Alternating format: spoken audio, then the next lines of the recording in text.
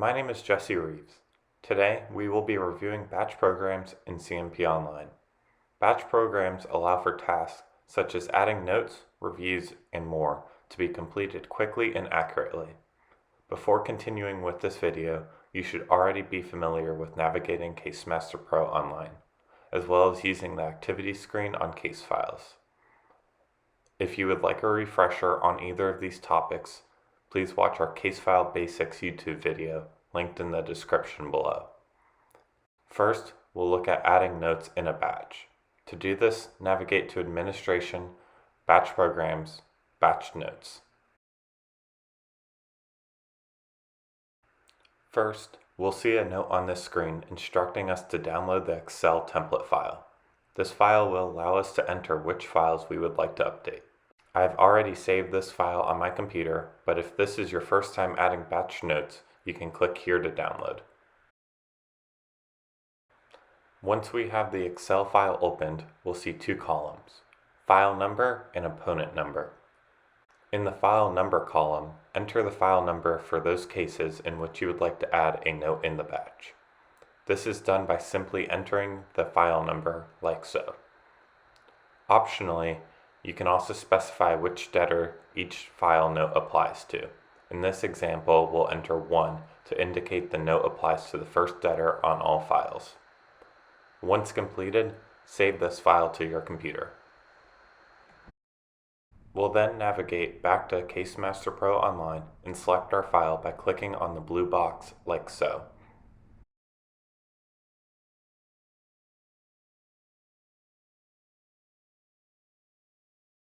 Now we'll click Next. In step 2, we'll first select the activity code we would like to add to these files.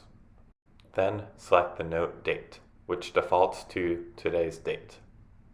Lastly, you can optionally add a comment and a note if needed, here and here.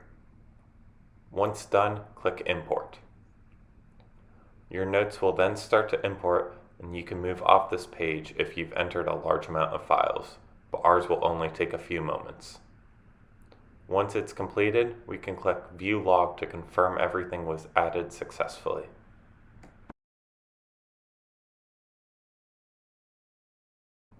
To show this further, we'll also move back to the first file from our original Excel file to view the added note.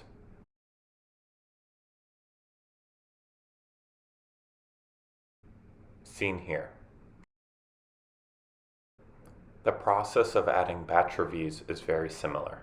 We'll first navigate to Administration, Batch Programs, Batch Reviews. Again, we can see our option to download the Excel template here. For this example though, we'll use the same Excel file from the previous example. Once selecting it from the blue box, we'll again click Next. This screen is similar to the Batch Notes screen, but includes a few different fields. We'll first select the review code we would like to add to these files. We can also see the rest of the fields are automatically filled in now. You can change any of these fields if needed, like so. Again, click Import. Same with batch notes, we can move off of this screen if needed, and the batch reviews will still be added. Ours will only take a few moments though, so once completed, we'll view the log to ensure they were all added correctly. We'll also move back to the case file to see this review added to the review screen. If you do not see this review, click Refresh. The last batch program we'll look at is Batch Internal Status Updates. We'll first start by creating a custom report. For more detailed information about creating custom reports, please watch our custom reporting YouTube video, linked in the description below. Now, first we'll navigate to Tools, Custom Reporting. Here, I'll first select Add New Report. The first thing I'll do is name the report. In this case, I'll name it Closed Files and Closed Pending Files. This name should be descriptive but concise. Next, I'll add the file number field from the case file field set. This field is required when creating a report that will be used in batched updates. To add this field, just double-click it. I'll add one more field to this report, status code. This will allow us to filter for only closed files and closed pending files, as the name of the report indicates. To filter, we'll click Filter. Then we'll select In from the dropdown and enter the codes CLOS and CLOP into the area provided. Lastly, we'll click Set Filter. Now that we have our two fields, we'll run the report to check for accuracy. To run the report, click Execute. Here, we can see our file numbers to the left, and we can see we only have closed and closed pending files indicated on the right.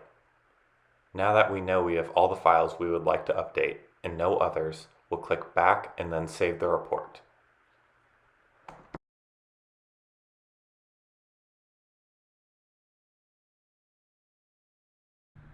Now we'll move to Administration, Batch Programs, Internal Status Updates. In the Custom Report Source field, we'll select the report we just created.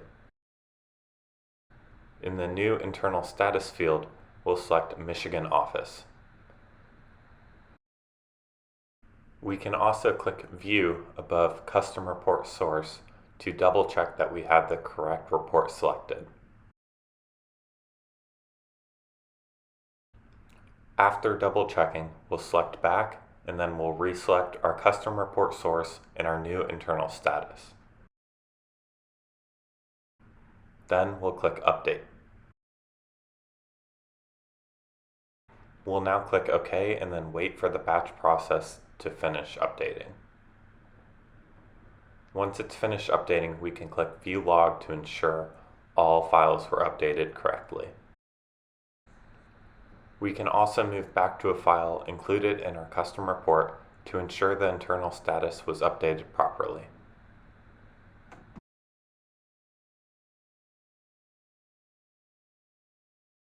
We can now see it was updated properly, shown here.